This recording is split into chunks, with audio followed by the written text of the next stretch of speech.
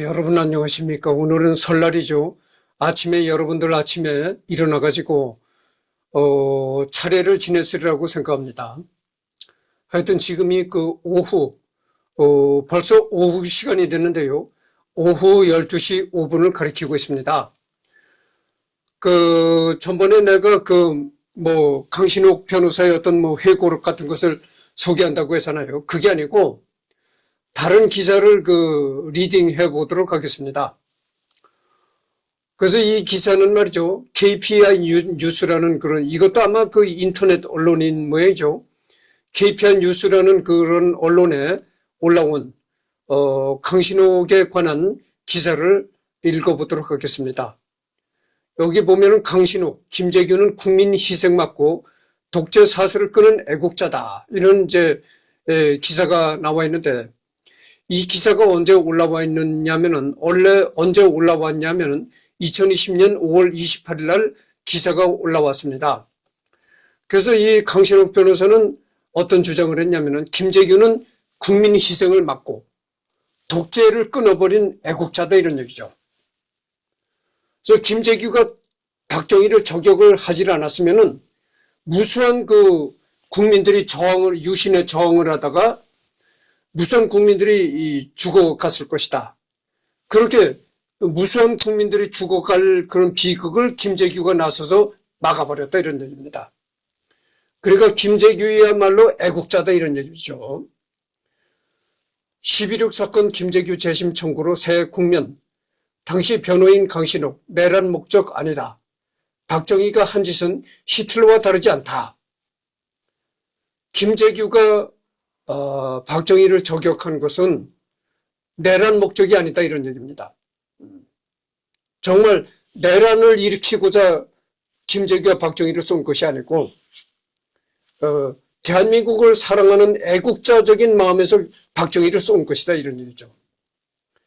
그리고 박정희의 아주 나쁜 죄악은 독일의 히틀러와 조금 더 다르지 않다, 이런 얘기입니다. 그래서 28일 오후 서울 광화문 UPI 뉴스에서 인터뷰하는 강신옥 전 의원.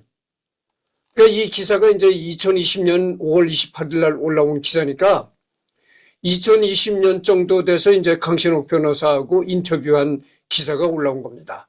그래서 이제 이 그림은 말이죠. 기자와 인터뷰를 하면서 아주 열정적으로 열변을 토하는 강신옥 변호사의 모습입니다. 이때 대담은 누구였냐면 유순열 편집국장이 이제 대담을 했다는 것이죠. 1979년 10월 26일 저녁 궁정동 안가에서 총성이 울렸다. 유신 독재의 종말을 알리는 총성이었다. 중앙정보장 김재규가 방어쇠를 당겼고 대통령 박정희가 사망했다. 7개월 뒤 1980년 5월 24일 김재규도 형상의 이슬로 사라졌다. 내란죄라는 중대 범죄자에 대한 법의 심판이었다. 내란을 목적으로 채우고 권력자를 죽인 살인자냐? 국민 희생을 막고 독재의 사슬을 끄는 혁명가냐? 40여 년이 흐른 지금 다시 뜨거운 화두가 우리 사회에 던져졌다.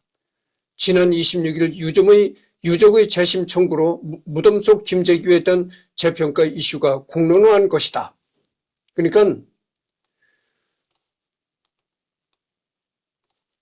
김재규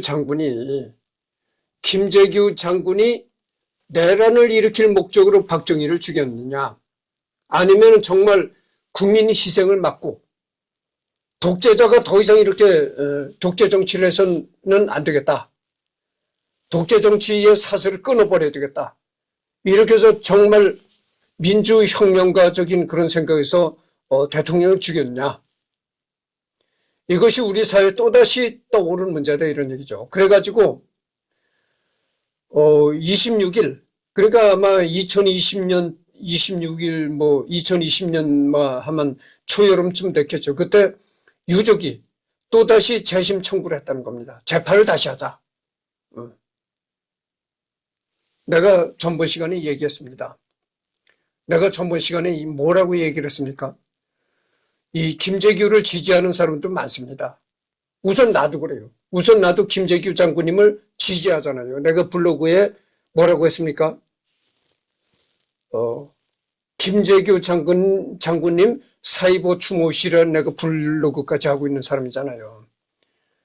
근데 이 블로그를 하기 전에 내가 많이 나도 망설였습니다. 왜냐면은 전번 시간에도 내가 이런 얘기가 똑같이 이제 되풀이되는 겁니다만 들어보십시오. 내가 왜 김재규 장군님 사이보 추모시라는 블로그를 하면서 망설였느냐. 거기에 대해서 내가 얘기를 하겠습니다.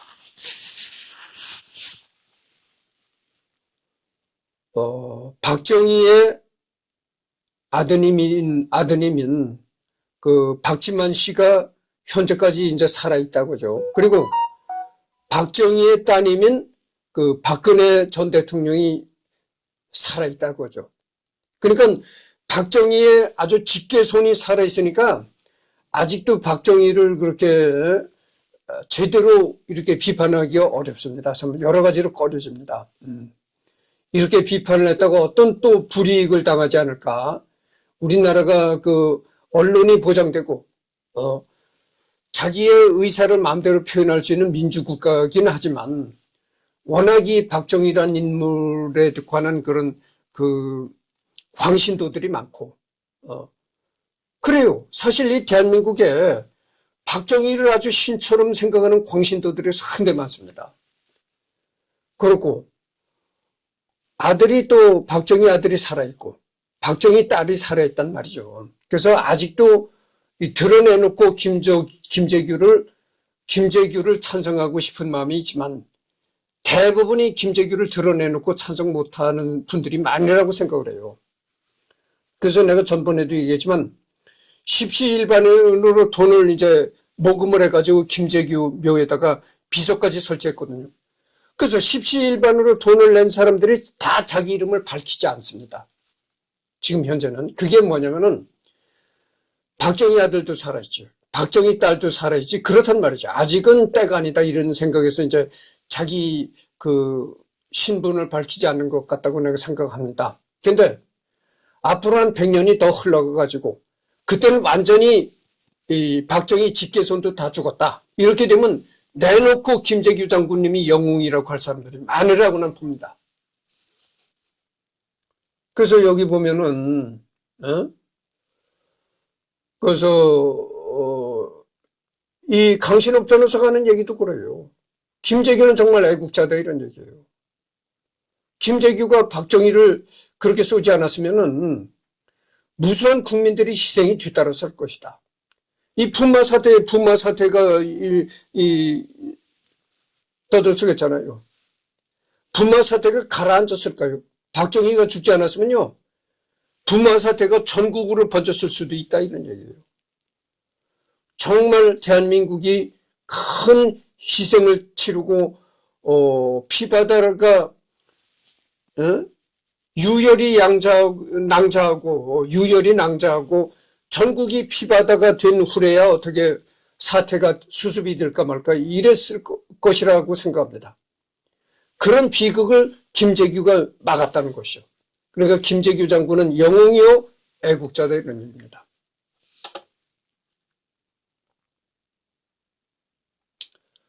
내란을 목적으로 최고 권력자를 죽인 살인자냐?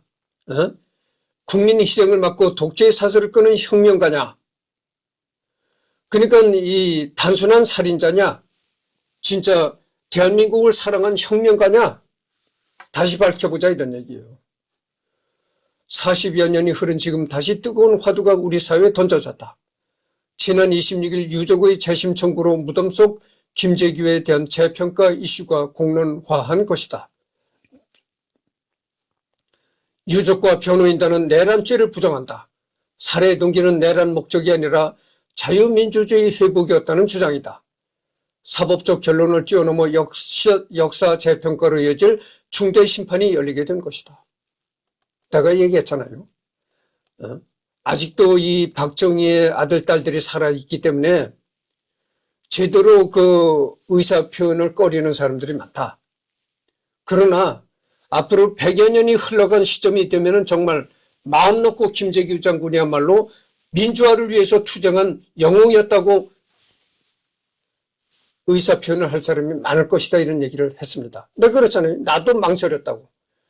나도 이 블로그에 김재규 장군님 사이버 추모시라는 블로그를 하기 전에 나도 여러 번 망설였다고 얘기를 했잖아요. 우선 박지만 씨가 살아있고 박근혜가 눈이 시퍼렇게 살아있는 유족들이 있어서 내가 이런 행동을 하다가 혹시 불이익이라도 받지 않을까 이런 나도 고심을 많이 했다고 얘기를 했잖아요. 대부분 그럴 겁니다. 그래서 아직도 이 김재규에 대한 그런 김재규를 두둔하는 그런 발언을 하고는 싶지만 여러 가지 여건으로 인해서 아직도 망설이고 있는 분들이 많을 거예요. 근데 앞으로 적어도 50년 정도 100년도 아니고 한 50년 정도만 흘러가서 박지만이도 죽고 박근혜도 죽으면은 이 박정희의 직계 자손들이 죽으면은 그때 가서는 뭐 맘 놓고 김재규 장군을 지지하는 그런 목소리들이 나오리라고 생각합니다. 재심 청구가 어느 날 갑자기 이루어진 것은 아니다. 평생의 과업으로 매달린 이가 있었다. 강신옥 전 의원이다. 그는 사건 당시 김재규 변호인을 맡았고 이후 김재규 재평가는 그에게 숙명이 되었다. 강 전 의원은 UPI 뉴스와의 인터뷰에서 12.6 사건에 대해 정의로운 일이었다. 히틀러를 죽인 것과 같은 것이라고 단언했다. 이 강신옥 변호사는 뭐라고 얘기를 했냐면 이렇게 얘기를 한 거예요. 김재규가 박정희를 죽인 것은 독일의 히틀러를 죽인 것과 같은 영웅스러운 일이었다. 이런 얘기예요. 김재규는 자신의 목숨을 바쳐가며 독재와 유신의 사슬을 끊어준 사람이라는 것이다. 강 전 의원 인터뷰는 28일 오후 서울 광화문 UPI 뉴스에서 1시간가량 진행됐다. 이 강신옥 변호사와의 인터뷰가 UPI 사무실에서 1시간 정도 인터뷰가 진행됐었다는 겁니다. 강 전 의원은 법상 재심 가능성이 크지 않을 수도 있고 기간도 10년이 걸릴지 알 수 없다면서 역사적으로 재평가되도록 하는 게 내 필생의 과제이자 마지막 소원이라고 말했다. 그러니까 이 강신옥 변호사는 돌아가시기 전까지 뭐라고 주장했냐면은 반드시 재판을 다시 열어야 된다. 그때는 그때는 전두환의 보안사령관 전두환이가 지시하는 쪽지가 자꾸 오고 가고 이러면서 재판이 진행됐기 때문에 올바른 재판이 진행되지 않았다. 그러나 이제는 완전히 민주화가 된 세상이니까 다시 한번 김재규를 재판해 보자 이런 얘기죠. 그렇다면 김재규가 다른 평가가 나올 것이다 이런 얘기입니다. 그래서 김재규 영웅은 죽었지만 그러나 죽은 후에도 우리가 김재규를 다시 평가하자 이런 얘기입니다. 김재규의 유족도 이것을 굉장히 얘기하고 있다는 거죠. 다시 재판을 열어보자 이런 얘기를 김재규 유족도 그런 주장을 하고 있다는 겁니다. 김재규 변호는 어떻게 맡게 됐나? 처음엔 박선호 변호인이었다. 가족들이 선임했다. 그런데 당시 김수환 추기경이 김재규 재판에 관심이 있었고 내게 변호해달라고 부탁했다. 그래서 나를 비롯해서 인권 변호사 황인철, 홍성우, 이돈명, 조준희 5이 맡게 됐지. 자원한 변호사도 15명 됐고 박선호는 당시 중앙정보부 의전과장으로 12.6 사건에서 중요 역할을 수행했다.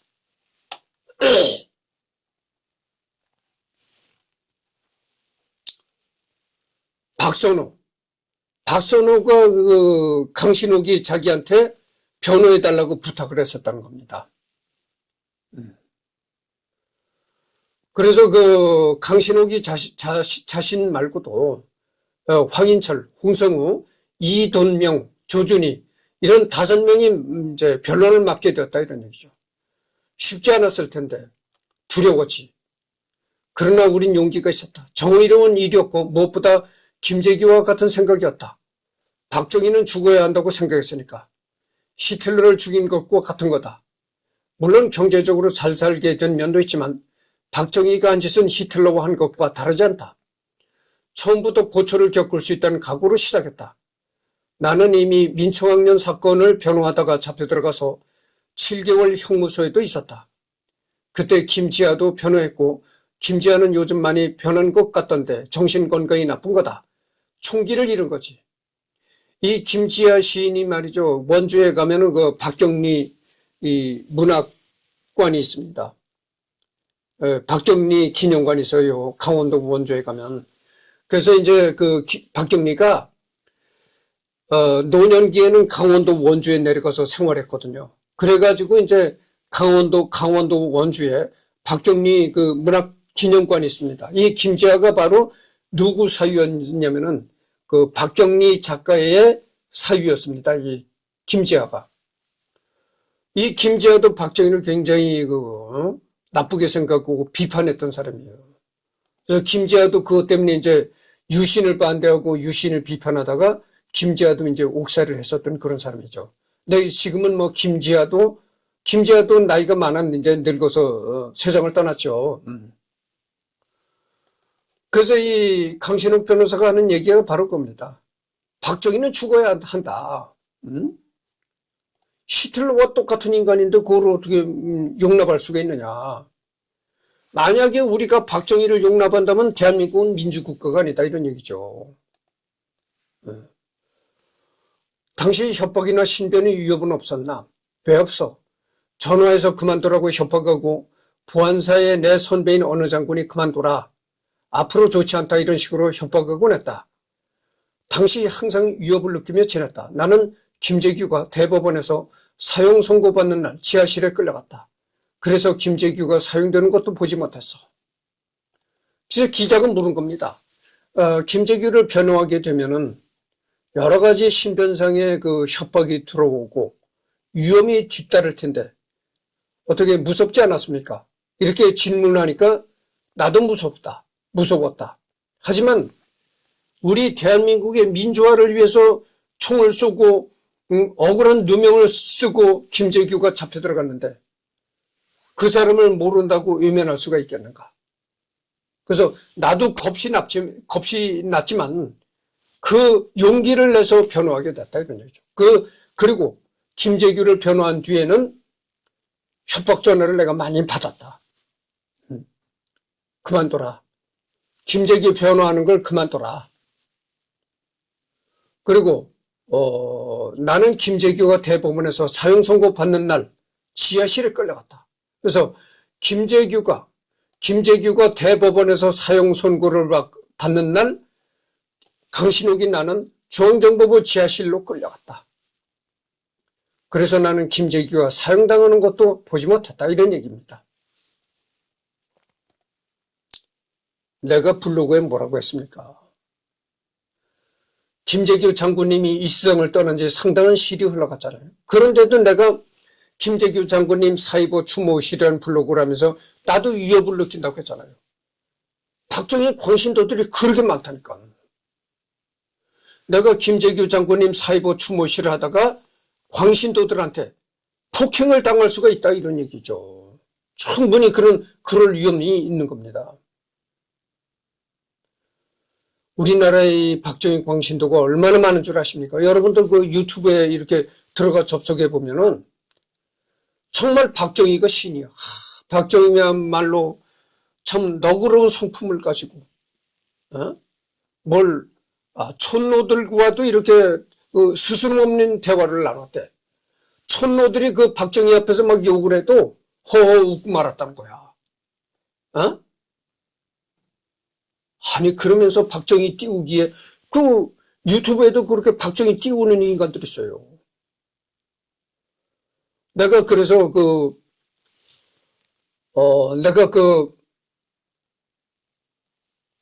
액션캔과 드론 친구라는 거는 유튜브도 하잖아요. 내가 전번 주말에 어디 갔었습니까? 인천의 국립해양박물관에 갔었잖아요. 그래서 국립해양박물관에서 다 촬영을 끝내고 인천 거기가 월미도거든. 월미도에서 인천 시내로 들어올라다 보니까 이제 거기에 그 월미도에 이렇게 그게 트램, 공중으로 다니는 트램이 있잖아요. 그걸 탔거든. 탔는데 너무 늦게 가더라고. 트램이 아주 천천히 가면서 그 한 노인 하나가 나타나가지고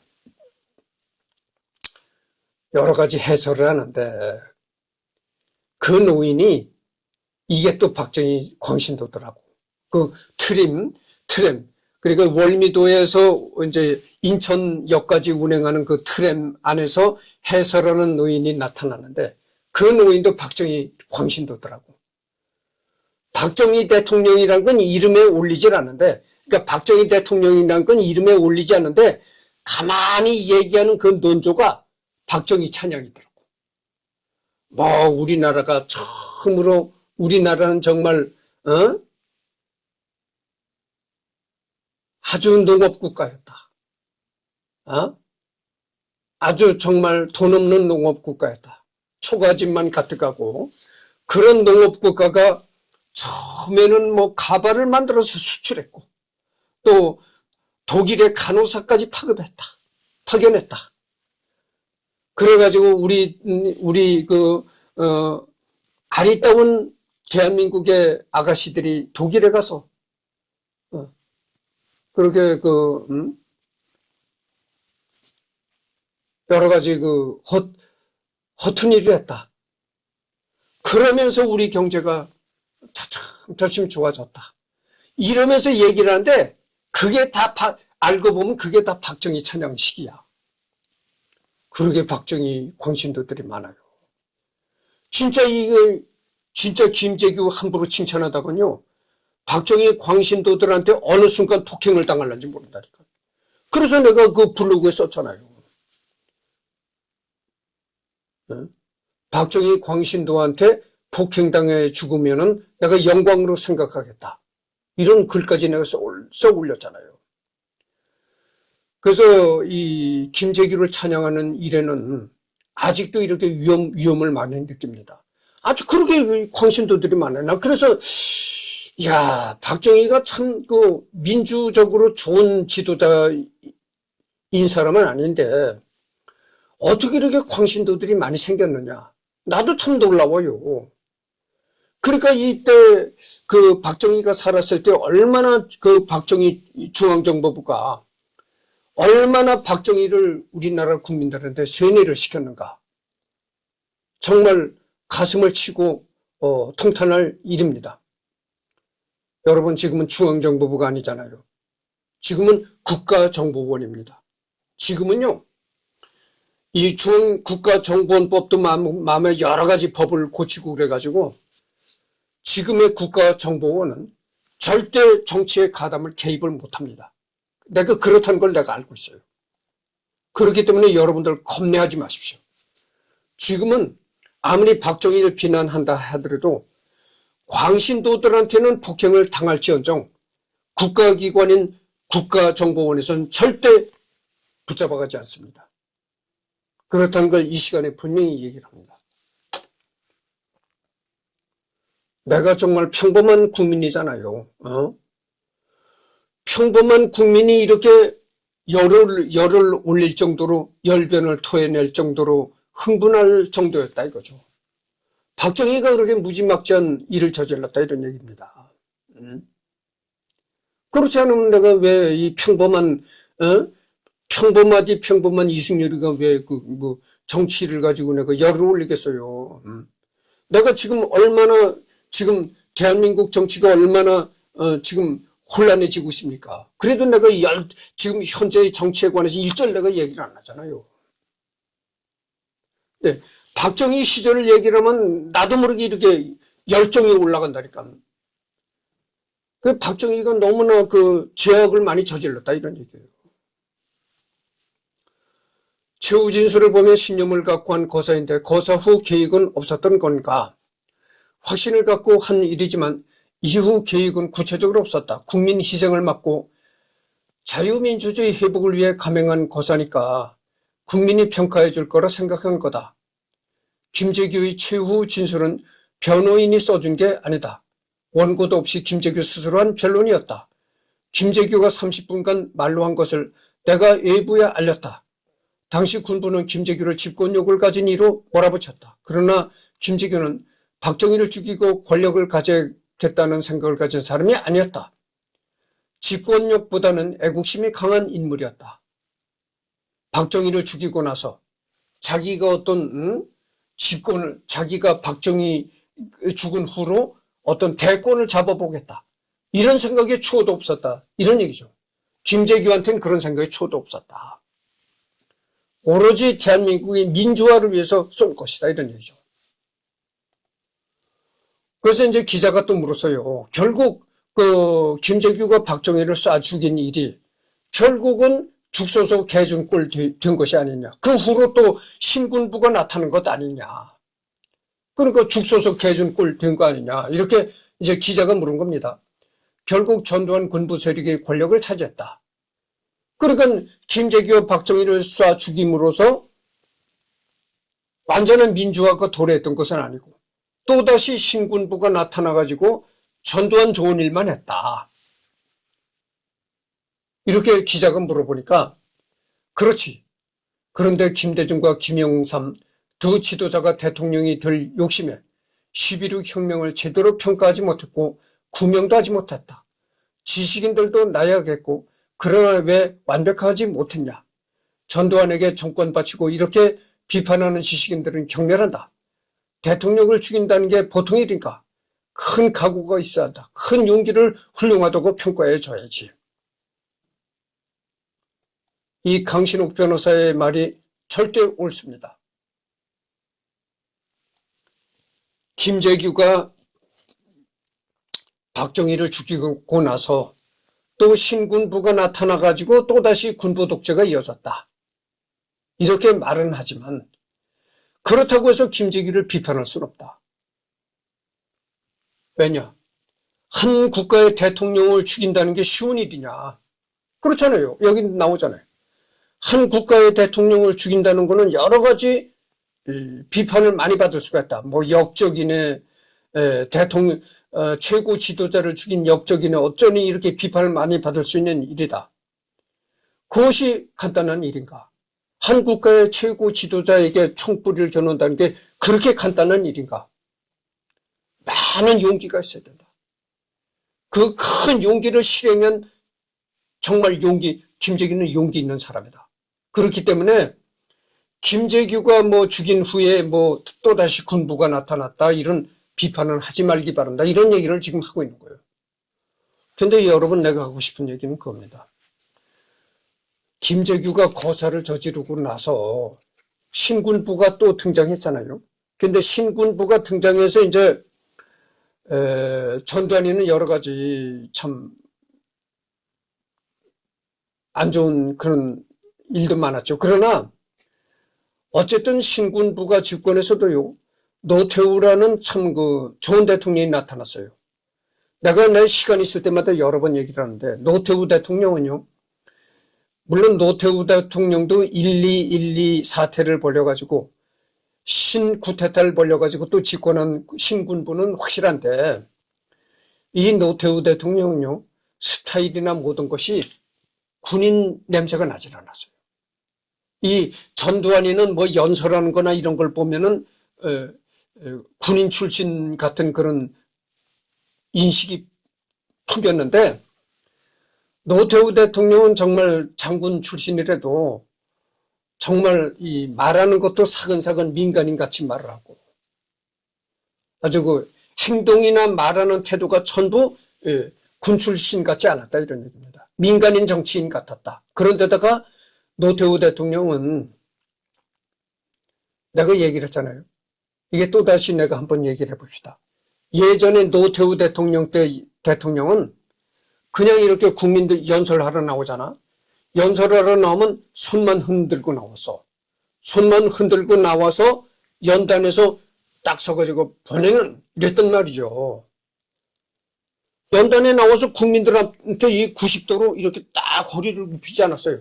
그냥 손만 흔들고 나왔다 이거지. 손만 흔들고 나와서 연단 앞에서 본인은 아주 목에 딱 힘을 주고 이랬단 얘기죠. 근데 노태우 대통령은 노태우 대통령도 물론 손을 흔들긴 했지만 나오면은 말이죠. 연단 앞에서 딱 90도로 허리를 굽힙니다. 그리고 저는 이렇게 연설했던 사람이에요. 그러니까 그 전에 독재 권력과는 아주 완전히 다른 스타일로 나왔다니까. 그게 상당한 의미를 내포하는 겁니다.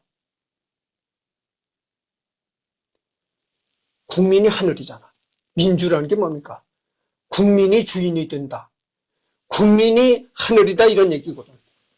아니 국민이 하늘이니까 대통령이 돼서도 뭐 제 잘났다고 제 잘난 못에 제가 잘나서 출세했다고 다 허리에 꼿꼿이 하고 손만 흔들고 나와가지고 본인은 내가 잘났다 이거지. 내가 잘나서 대통령 됐다 이거지. 근데 그게 아니라 국민을 정말 우리가 흔히 리더십이라고 하잖아요. 리더십이라는 게 뭡니까? 민주국가의 리더십은 나를 따르라 하고 일방적으로 이끌고 가는 리더십이 아니고 섬기는 리더십이다. 여러분들 섬기는 리더십이라는 얘기 들어봤습니까? 국민을 섬기는 리더십이라는 거예요. 그래서 이 민주국가의 최고 지도자는 내가 잘나서 대통령이 됐다 이게 아니고 국민들이 정말 나를 잘 도와주셔서 내가 대통령이 됐습니다. 국민들이 나에게 맡긴 그 권력을 일정 기간 내가 잘 수행하다가 임기가 끝나면 나도 평범한 국민으로 되돌아가겠습니다. 이렇게 겸허한 생각에서 국민을 모시는 겸허한 생각에서 딱 연단에 나와서 다 이렇게 90도로 허리 굽히고 저는 이렇게 나왔던 사람이 노태우 대통령이다 이런 얘기예요. 그것뿐입니까? 노태우 대통령은요. 이 국민연금도 노태우 대통령이 만든 거고 국민건강보험도 노태우 대통령이 만든 겁니다. 그것뿐만인가요? 우리나라가요. 공산권과는 전혀 외교 관계가 없었습니다. 그러니까 우리 대한민국의 외교라는 건 말이죠. 반쪽짜리 외교였어요. 근데 이 노태우 대통령이 집권하고서부터 우리나라의 외교가 전 세계로 지평이 넓어진 겁니다.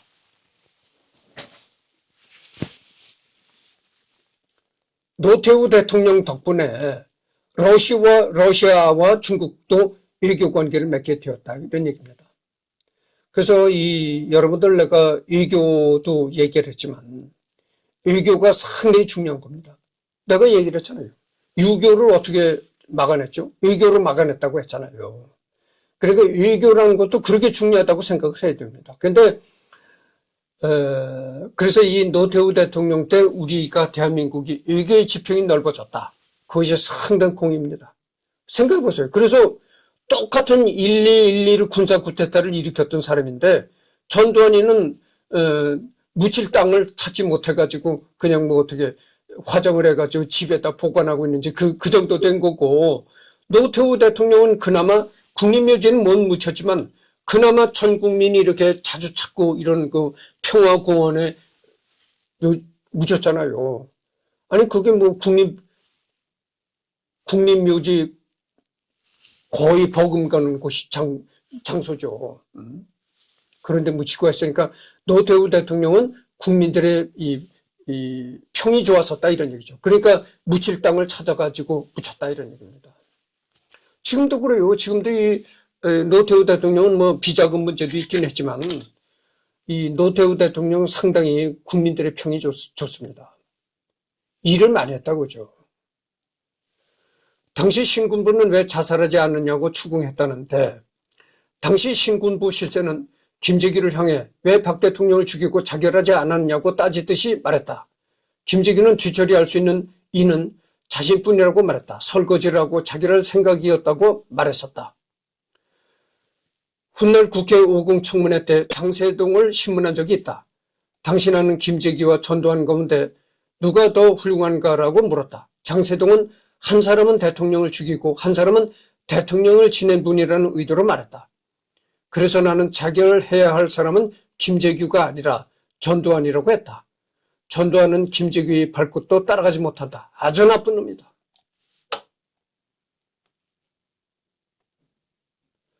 이 강신옥 변호사가 장세동이도 하고 이제 장세동이를 신문한 적이 있었다는 겁니다. 그래서 장세동이한테 물었다는 거예요. 김재규하고 전두환 누가 더 훌륭하다고 생각하는가? 이렇게 장세동이한테 물으니까 장세동이가 뭐라고 하냐면은 한 사람은 대통령을 죽인 사람이고 한 사람은 또 대통령을 지낸 사람이다. 이렇게 말했다는 거예요. 그래서 그 말을 듣고 이 강신옥 변호사가 뭐라고 했냐 하면 나는 자결해야 될 사람은 김재규가 아니라 전두환이다. 전두환은 김재규 발끝에도 못 따라간다. 이런 말을 했다는 겁니다. 변론 당시 에피소드가 있다면 김재규는 4차 공판에서 내 혁명이 정당하기 때문에 변명하는 변호사는 필요가 없다며 변호사를 거부했다. 가족들이 협박받았기 때문이라는 걸 나중에 알았다. 당시 부인은 물론 남동생도 붙잡혀서 고문을 받고 그랬다. 또 김재규는 수감 중 나와의 면회에서 박정희 여자 관계도 상세하게 공개했다. 수백 명이었다. 김재규는 박정희 도덕적 타락을 지적했다. 애국심보다 집권력이 강했다. 이것이 박정희가 비극으로 끝난 이유이다. 김재규 장군님이 4차 공판 때, 그러니까 네 번째 재판 때 뭐라고 하냐면은 나는 떳떳한 대통령을 죽이고 나는 혁명을 위해서 의로운 혁명을 위해서 떳떳한 일을 한 사람이기 때문에 변호사가 필요 없다. 이렇게 얘기를 했다는 겁니다. 그게 뭐냐면은 신군부의 위협을 받았다는 겁니다. 이 김재규가. 그래가지고 협박을 받았다는 거예요. 신군부가 이 김재규를 협박해가지고 변호사한테 변호사가 필요 없다고 말해 이렇게 협박을 했다는 거죠. 그래서 그런 얘기를 했다는 겁니다. 근데 김재규는 말이죠. 그 법정에서 뭐라고 했냐면은 김재규는 이 박정희가 여러 가지 그 민주주의에 어긋나는 대통령이었고 또 집권력이 굉장히 강했다. 이 박정희는 조금도 대통령직을 내놓을 그런 생각이 없었다. 정말 이 사람은 죽을 때까지 대통령을 해야지 도리가 없다.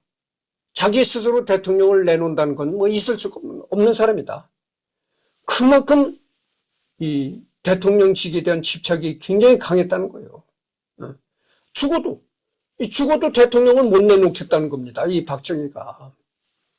그리고 이 박정희가 또 여자 관계가 굉장히 복잡했다는 거예요. 박정희가 건드린 여자만 해도 말이에요. 수백 명 정도다. 이렇게 김재규가 이런 말을 했다는 거예요. 박근혜 전 대통령과의 악연도 있다고 하던데 2002년 대선 때 나는 정몽준이 대선 기획단장이었다. 당시 정몽준은 박근혜를 영입하려고 노력했다. 그래서 나와 정몽준, 박근혜가 테니스를 친 적도 있다. 당시 A라는 유명 여자 연예인이 이혼을 했다. 한 여성지 여기자가 나를 찾아와 A 연예인이 이혼을 했는데 박정희와 연관이 있느냐고 물었다.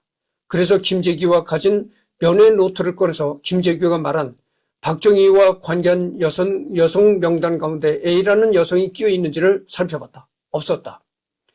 이 여기자에게 김재규 면담 노트를 보여줬더니 돌아가서 강신옥 변호사 임열다는 제목하에 박정희 여자 리스트에 대한 기사를 썼다. 이 기사를 본 정몽준은 나에게 박근혜에게 사과하라고 수차례 걸쳐 요구했다. 나는 뭘 사과하느냐고 말했다. 결국 스스로 정몽준 캠프를 떠나는 결정을 내렸다.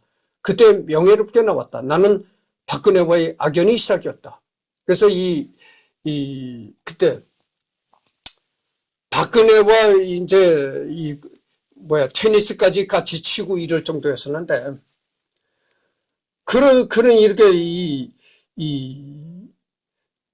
박정희 여자 관계를 폭로하는 그런 일이 생겨가지고 그 박근혜 이 캠프에서 떠나게 되었다 이런 얘기죠. 근데 그 목록을 보면은 엄청나다는 거예요. 그 박정희가 이 교제했던 여자들의 목록을 보면 엄청나다는 겁니다. 물론 유경수 여사가 살았을 때는 뭐 그렇게 많이는 못했으라고 생각합니다. 유경수 여사가 남편을 하고 그러니까 그랬는데 유경수 여사가 죽고 나서 본격적인 바람이 이제 여자에 대한 바람기가 이제 그랬던 거죠. 대구 경북 출신이신데 이런 일을 하시는 게 놀랍다. 주변에 태극기 집회 나가는 이들이 많지. 그래도 나를 아니까 같이 가자는 소리는 안 해. 그러니까 이게 뭐냐면은 TK잖아요. 박정희가 TK 출신이다 이거지. 경북 대구 출신인데 박정희 이제 강신욱 변호사도 박정희와 같은 TK 출신이 아니겠느냐. 근데 강신욱 변호사는 뭐냐면은 같은 TK 출신이라고 무조건 안 좋은 것도 좋다고 이렇게 두둔할 수는 없는 거다. 독재자는 분명히 독재자고 나쁜 놈은 분명히 나쁜 놈이다. 박정희가 정말 나쁜 짓을 많이 했다. 이거는 뭐 있을 수가 없다. 비난할 수밖에 없고 그 박정희를 저격한 김재규를 찬성할 수밖에 없는 거다. 이런 얘기를 한 거예요. 늘 정의를 말씀하시는데 정의가 밥 먹여 주나 손해볼 일도 많을 텐데 법조인이 될 때의 정문에 입문하면서도 언제나 정의의 편에 서겠다고 다짐했어. 내 인생관이지. 강 전 의원의 사무실은 영원히 정의의 편에라는 시호가 항상 걸렸다. 그래서 자기가 법을 공부하고 판사로 재직을 했고 또 변호사가 될 때도 항시 나는 정의의 편에 서서 법을 생각하리라. 이런 걸 늘 가슴에 새겼다는 겁니다. 일제강점기였다면 독립운동하셨겠다. 그렇게 법을 공부할 때서부터 나는 정의의 편에 서서 법을 실행하겠다. 이렇게 열변을 토하니까 기자가 강신욱 변호사님은 그 일제강점기에 태어났더라면 정말 독립운동 하셨을 분이다. 이렇게 얘기를 하니까 틀림없이 그랬을 것이다. 이런 이제 얘기를 한 겁니다. 지금 42분을 경과했는데요. 이게 또 그런 42분을 경과했는데 하여튼 다음 시간에 또 하도록 하겠습니다.